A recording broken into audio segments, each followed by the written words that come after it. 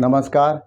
सियाराम कला रचना के सांस्कृतिक और धार्मिक कार्यक्रम के अंतर्गत सुतलेख भाग 13 में आप सबका हार्दिक स्वागत है। मैंने आपको पिछले अध्याय में सुतलेख यानी देवनागरी लिपि शैली से स्वर, व्यंजन और मात्राएं और उनके अनुसार वो लिखने का तरीका और उसकी बारीकी समझाई थी। तो आप बारीकी एक बार फिर समझ लें। आपको हर एपिसोड में समझनी पड़ेगी। जो ये मूल अक्षर है इसके कोण 90 डिग्री के हैं और जो देवनागरी लिपि शैली है वो इसके एक विशेष कोण एक एंगल में है। जैसे कि आप देखेंगे ये लाइट जो मैंने कलर हाईलाइट कर रखा है वो एक इस 3D की इमेज का हिस्सा है। मतलब मूल अक्षर आपका ये है और जो इसकी गहराई है, निश्चित दिशा से जो गहराई है, निश्चित दिशा और निश्चित मोटाई, इसकी जो गहराई है ये आपको दिख रही होगी अलग कलर से, वो ये देवनागरी लिपि शैली है। तो गहराई जो है वो हमें एंगल में समझ में आती है। और जो इस स्थिति से यानी 3D इमेज से जो इमेज कोई बनती है वो हमारे दृष्टिकोण के सापेक्ष होती है। जैसे आपको उदाहरण के लिए मैं आपको बता दूं कि मान लो सपोज करो मैंने हर एक एपिसोड में कोई न कोई चित्र बनाया है। अब इसमें भी मैं कोई कुर्सी या कोई चेयर बना देता हूँ, आप समझ लें एक बार। जैसे कि आप इसको चेयर मान लें, ठीक, इसको एक चेयर मान करके अब आप ये इस तरह से आप ये दो इसमें ये पाए लगे हैं, आपके दो ही है, इसमें आपको दो ही दिखाई देंगे क्योंकि दो अंदर छिप गए हैं। ठीक, इनके सामने वो दो आ गए। तो ये क्या होता है 2D। लेकिन 3D जो है ये सबसे ज़्यादा उपयोग में इसीलिए लाई जाती है कि ये सापेक्ष है, आपके दृष्टिकोण के सापेक्ष है, देखने में सुंदर लगती है, सरल लगती है। जब भी जो है अपने अखबारों में या न्यूज़पेपर में उसमें वो जो है ये भाषा प्रयोग में लाई जाती है। अब हमारे गुरुकुल में जो ऋषि मुनि थे उन्होंने इस गहराई को समझा, जो पत्थरों वगैरह इमोज किया हुआ अक्षर को समझा और इस गहराई को जो है वो उन्होंने मूल अक्षर को ये गहराई का हिस्सा ले लिया और देवनागरी लिपि शैली एक टाइप लिखने की वो बना दी। वो इस निर्कुल के द्वारा उन्होंने एक विशेष एंगल पे, जो ये वाला एंगल है, इसमें यूँ रख के ऐसे कट मारा है और कट मार के वो लिखने का एक साधन बना दिया जो कि ये कलम कहलाई और इसको वैसे निर्कुल कहते हैं। तो शुरुआत पहले मोर के पंख से थी और आप मोर के पंख में भी नीचे वाले हिस्से पे कट लगा सकते हैं, लेकिन वो जो है उसमें कार्टिज जो है वो कार्टिज होती है, अगर उसको नहीं काटेंगे तो जैसे आपके बाल पेन का सिरा होता है उसी तरह से वो मोर के पंख का जो सिरा होता है, जो निचला भाग होता है, वो बिल्कुल बाल पेन के सिरे की तरह ही होता है। तो आप एक आधा लेटर लिख सकते हैं इससे, इसलिए ज़्यादा लिख सकते हैं क्योंकि इसमें एक बाहर का जो आवरण है वो तो काठ का है, ठोस है, अंदर इसके भी स्पंज होती है तो वो स्याही उसमें रुक जाती है, तो आप 2-3 लेटर जो है वो लिख सकते हैं। तो बात आई अपनी 3D की, यानी मतलब गहराई की। तो गहराई जो है वो ये जो गहराई है वो मतलब दृष्टिकोण 3D है, वो हमारे सापेक्ष है। आपने फिल्में भी देखी होंगी, जो कह रहे साहब 3D फिल्म है, वो चश्मा वगैरह फिर लगा के वो गहराई का उन फिल्मों में आपको आभास कराया जाता था, ठीक है ना। ये तो कुछ जाएगा तो ये गहरा है, ये एंगल में तो रहेगा ये थोड़ा, लेकिन 3D को इसको नहीं कह सकते। 3D का जो हिस्सा है वो आपको मैं अभी समझा रहा हूँ। देखो इसी उसके द्वारा अच्छी तरह से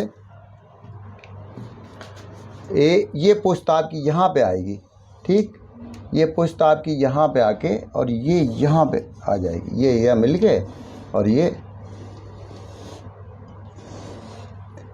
देखो आप इस तरह से, इसमें आपके 2 ही पाए दिख रहे थे लेकिन इसमें आपके 4 पाए आपको दिखेंगे, और एक ये यूं और एक ये यूं आएगा और एक ये। देखो अगर आप समझ पा रहे हो या चित्र ये सही बनाओ तो आपको समझ में आ जाएगा कि ये जो है हमारा ये जो टाइप है वो हमारी आँखों के यानी दृष्टिकोण के सापेक्ष है। इसीलिए कहते हैं कि आपका दृष्टिकोण अच्छा नहीं, आप समझ नहीं पा रहे हो बात, है ना, यही बात है। तो अब आप समझ गए होंगे अच्छी तरह से। अब लिखने के लिए आज जो व्यंजनों में अपने वो है पा फा बा बा मा, तो पा हेडलाइन खींचे, पा से पतंग, फा से फल और बा से बकरी,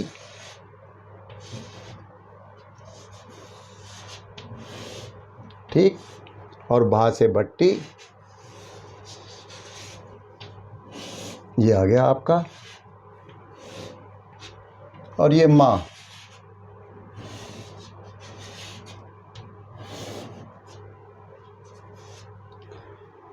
पापा बाबा माँ। अब सरल थोड़ा सा है, कोई ज़्यादा भेद नहीं। मैंने ये आपको निशान पहले बताए हुए हैं। ये ऊपर से मोटा, नीचे से पतला, ये नीचे से पतला, ऊपर से पतला और नीचे मोटा। एक ये ले लो और एक चाहे ये ले लो, ठीक। 4 है ये।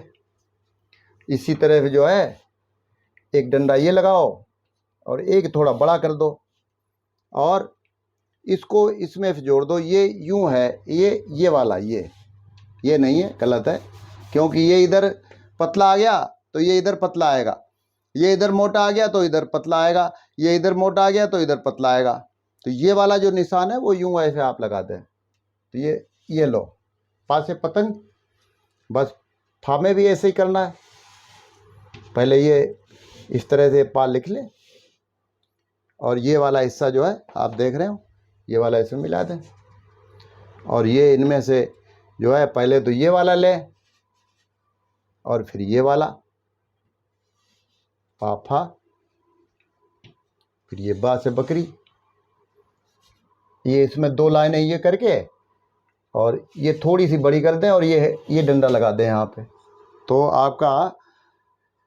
और ये जो है इसमें ये वाला हिस्सा ये इधर वाला है तो ये इधर वाला आएगा, ये यूं करके और इसको जोड़ दें, पा फा बा और ये भा से भट्टी ये आएगी आपकी। ये एक लाइन ये सीधी ये और ये आड़ी, फिर ये डंडा, ठीक। अब इसमें ये इधर वाला भाग है तो ये वाली आएगी, देख लेना आप। और ये माँ में भी वो बस वही कहानी माँ की है, कोई फ़र्क नहीं है, खाली ये इधर जुड़ जाएगा। ये डंडा, ये 2 डंडे खींच लो और एक लाइन ये सीधी मार दो, फिर ये वाला जो हिस्सा है वो इसमें जोड़ दो। तो ये आ गया आपका पा फा बाबा माँ। कल मैं वो यारा लावा शाखा क्षेत्रज्ञ वो आपका कंप्लीट कराएंगे। तो आप समझ लें किसी तिकड़मबाजी में मत पड़े। हर टैलेंट, हर प्रतिभा अपने सिद्धांत पे काम करती है। तो आप कोई ठोस जो है पढ़ाई का भी ध्यान रखें और कोई जो है वो शॉर्टकट नहीं रास्ता अपनाएं। तिकड़मबाजी जिसे कहते हैं, गैस पेपर ले आए, वो ले आए और मॉडल पेपर तैयार कर लिया, 1 महीने कोचिंग कर ली, और वैसा कुछ नहीं।